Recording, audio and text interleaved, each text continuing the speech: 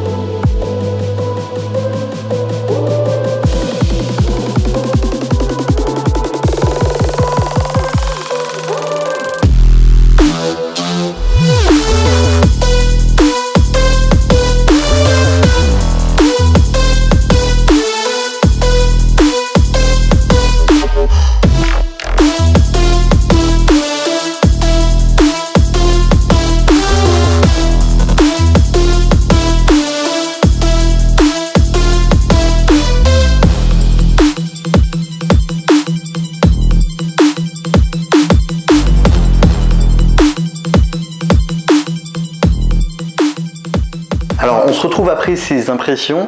Le résultat, vous l'avez vu, il est vraiment très propre. Je suis vraiment très content de cette imprimante. J'ai quelque chose de similaire, voire même peut-être un peu mieux que la Ender 3. Donc je suis vraiment très content de l'impression. En plus, j'ai pas eu de gros soucis, mais j'ai eu quand même un problème sur l'imprimante. Alors le problème principal que j'ai rencontré, et je pense que c'est quelque chose qu'on va retrouver sur tous les modèles, parce que c'est les perçages qui sont mal faits. Alors ça se situe au niveau du Z end stop, c'est-à-dire le petit interrupteur qui vient ici détecter le niveau de la baisse de l'axe X. Quand il descend, vous vous retrouvez avec un problème, c'est que le Z étant trop haut, il est impossible, même en desserrant les molettes au maximum, que le plateau soit suffisamment haut pour pouvoir déposer la matière. J'ai donc dû bricoler un petit peu l'imprimante pour baisser légèrement le Z sur l'imprimante, et globalement après j'ai plus de soucis. Tout s'est bien passé, il n'y a pas eu de soucis autres que ça, mais voilà, ça fait un peu grincer des dents. On achète un produit, on s'attend qu'il soit bien fait, et bizarrement les perçages étaient vraiment trop hauts. J'avais 1 cm d'écart, j'ai dû baisser de 1 cm cette pièce. Bon, ma foi, ça se corrige très facilement. J'ai mis des petits écrous, vous savez, qui viennent se glisser dans les rails. J'ai plus le nom, vous m'excuserez, mais c'est tout simple à faire. Ça coûte quoi, même pas quelques centimes, et ça se corrige bien. Et une fois que c'est fait, vous serez tranquille. Mais il faut absolument changer la hauteur de ce capteur, ou alors vous ne pourrez pas imprimer, c'est pas possible. Autre chose à dire, donc globalement on a une imprimante avec un design qui est vraiment sympa. Elle utilise un format de carte classique. Dedans, en réalité, ils nous ont fourni un adaptateur avec une micro SD. On peut quand même utiliser une micro SD, mais l'adaptateur fait qu'on pourra utiliser des SD classiques. Pour ce qui est du design, il est plutôt sympathique. C'est un design tout plastique. Ça plaira ou on détestera complètement. Là, c'est les goûts et les couleurs.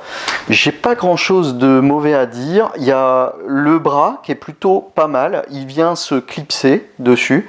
Il est juste en face de l'extrudeur. Il est plutôt bien pensé. Je trouve que la prise de plastique par le dessous, c'était une très très bonne idée. L'extrudeur, on dirait le même extrudeur que pour la X1, mais il semble plus solide. J'ai pas vu de fragilité. Pas de cassure, il a pris parfaitement le filament, pareil. Truc formidable que j'ai vu sur cette imprimante, et ça je trouve que c'est une idée géniale. Je me tourne un peu, c'est ce raccord. Alors, vous avez un raccord dans lequel il y a absolument toutes les connectiques donc, de la partie de la tête, mais en plus vous avez le PTFE qui passe au centre. Alors, évidemment, certains se diront, mais ouais, mais si je le bouche, ça va être un calvaire. Je dis pas le contraire, mais globalement, si vous faites attention, vous ne bouchez jamais. Moi, ce que je conseille, pour les personnes qui ont peur de boucher, il y a une méthode toute simple à connaître. Quand vous voulez retirer le filament de votre tête, il faut toujours venir faire reculer le filament, quand c'est chaud évidemment, vous montez au moins à 190, vous faites reculer le filament, et quand vous le faites reculer avec le logiciel de l'imprimante et pas à la main. Surtout, vous ne venez pas toucher à l'extrudeur avec la molette, puis vous tirez ensuite, parce que là vous allez aller trop vite et la matière en fusion va rentrer dans le PTFE et c'est là que ça bouche. Vous faites reculer ça avec le logiciel, ça va aller lentement, et si ça va lentement, ça ne fait pas de bouchon parce que le plastique va se solidifier avant d'arriver dans le PTFE, et vu qu'il arrivera solide dans le PTFE, il ne viendra pas boucher. Et c'est pour ça qu'il faut absolument reculer en mode logiciel plutôt que de tirer à la main. Moi je vous déconseille vraiment de tirer à la main. Tous les cas de PTFE que j'ai eu bouché et que j'ai rencontré avec d'autres personnes, c'était parce qu'ils avaient reculé le filament à la main en tirant sur la molette. Faites-le logiciellement et tout ira bien. Donc moi je trouve quand même ce système super pratique, très propre surtout, il n'y a rien qui traîne, tout est comme ça. Ce sera peut-être juste un problème si vous voulez rajouter un BL Touch, on est d'accord, parce que là vous serez obligé de faire courir un fil comme ça. On est d'accord que si vous voulez mettre un BL Touch, c'est pas la solution ultime, mais dans l'état, l'imprimante fonctionne très bien, et si vous n'êtes pas allergique au nivelage avec la feuille de papier, eh bien ça devrait le faire. Pour ce qui est de cette tête justement, pourquoi c'est bien d'avoir ce fil qui se défait très bien? Eh bien, c'est que vous avez derrière en plus 3 vis, et vous pouvez défaire la tête. Si je peux, je vous ferai un plan caméra. Vous pouvez défaire la tête, et ça c'est génial, parce que changer une tête complète très facilement, eh ben on peut imaginer par exemple, vous utilisez l'imprimante, vous imprimez de l'ABS, vous n'avez pas envie de changer la buse, et ben vous changez toute la tête. Parce que la tête, je pense qu'on pourra se la procurer assez facilement par la suite, on devrait la trouver sur AliExpress dans les mois qui viennent. Et donc ce sera génial pour les changements de matériaux. Vous ne serez plus obligé de démonter systématiquement la buse, tout nettoyer, pour éviter d'avoir un reste de matière. Par exemple, si vous utilisez de l'ABS et que vous passez au PLA, eh bien, il ne restera pas d'ABS puisque vous aurez carrément changé la tête. Et ça, je trouve ça génial. Alors oui, il y en a qui diront oui, mais c'est coûteux, mais peut-être pas beaucoup plus cher. Si vous mettez 30 balles dans une tête et puis que derrière, vous êtes tranquille, vous irez beaucoup plus vite à passer d'un matériau à un autre, Et je trouve ça vraiment, vraiment bien pensé. Et pour le coup, c'est la seule imprimante que j'ai vue, enfin à ma connaissance hein, bien sûr, mais c'est la seule que j'ai vue qui permette de changer la tête aussi facilement. Donc, moi je dis oui, formidable, très bonne tête, très bonne idée, le câble avec le PTFE, pour moi c'est génial. Pour le reste, on est vraiment sur une imprimante classique, on utilise du Marlin classique en 8 bits, c'est une carte 8 bits. Par contre, on a sur cette imprimante des drivers silencieux, et ça, je dis 8 bits, je me trompe peut-être, je crois que c'est une 32. Je le mettrai ici, peut-être là. Ouais, on essaiera de le mettre là. Je vous dirai ce que c'est, je me trompe peut-être, c'est peut-être une 32. Mais en tout cas, on a des drivers silencieux, elle fait aucun bruit, et je trouve que pour le prix, globalement, on a quelque chose de nettement mieux qu'une Under 3. Alors l'Under 3, en premier prix, on peut la trouver à 150 €, mais si vous avez rien que le modèle avec une surface comme ça, vous savez, qui vient recevoir le plastique et qui vient coller la pièce, bah déjà, rien que ça, je vous la trouvais à 200 € la Under 3, et elle n'est pas du tout aussi bien équipée. Donc pour le prix, vraiment, c'est une bonne imprimante. Faut, bon, certes faire le petit bricolage au départ, mais sorti de ça, j'ai eu aucun souci. Et c'est peut-être même la première imprimante où j'ai vraiment quasiment rien réglé. Juste une chose, toutes les roues, les excentriques étaient desserrées au maximum. Alors, ça peut être embêtant pour certains qui n'ont pas envie de s'embêter à régler ça, mais c'est une bonne chose. À chaque fois que les excentriques sont serrés en usine, s'ils sont serrés trop fort par accident, ça va vous déformer les roulements. Et si un roulement est déformé, ben, il risque de vous faire un point dur, et puis quand ça se déplace, ben, tac, tac, tac. Et c'est très mauvais parce que ça va faire des marques au niveau de votre impression.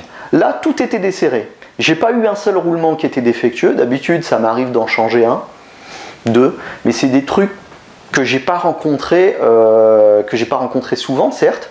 Mais là, la précaution était prise complètement, c'était qu'ils n'ont pas serré. Donc comme ça, c'est à vous de serrer. Il faut serrer progressivement, et dès que vous commencez à sentir que la tête tient, vous ne serrez pas plus. Si vous serrez à fond comme une brute, vous déformerez votre roulement et c'est une mauvaise idée. Il faut juste régler très légèrement. Il ne faut pas forcer trop fort sur l'excentrique.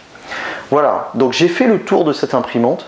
Mon bilan global, il est excellent, puisque pour 200 €, on a une imprimante qui fait mieux que certaines Under 3, qui est mieux équipée.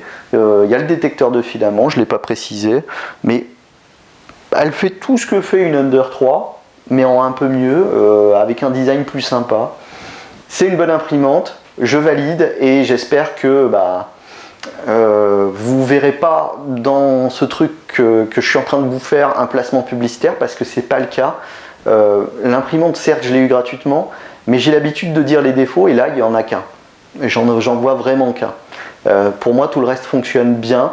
L'autre fois, j'avais un doute sur la X1, sur le contrôle qualité de l'imprimante. Là, je dirais que je sais qu'elle a été testée, il y avait du plastique qui avait été testé. Ils n'ont juste pas testé, par contre, de voir la hauteur. Et ça, je trouve que c'est juste dommage. C'est le seul point négatif vraiment, et c'est ce que je reprocherais, c'est le contrôle qualité chez Artillerie, qui n'est pas toujours très bon. Mais bon, comme je disais pour la X1, on est encore au balbutiement, je pense, de l'impression 3D. Quand on achète une imprimante 3D chinoise, on ne s'attend pas à avoir non plus le niveau de finition et de qualité d'une imprimante européenne. Donc, on est un peu les bêta-testeurs, comme je disais pour la X1. Et là, bon, j'ai eu un petit défaut, je l'ai corrigé. C'était pas difficile à corriger. Et donc, ça vaut le coup. Pour le prix, ça vaut vraiment le coup, je vous la conseille. Voilà, je vous remercie donc d'avoir suivi cette vidéo. Je vous dis à très bientôt pour une prochaine vidéo. Merci, au revoir.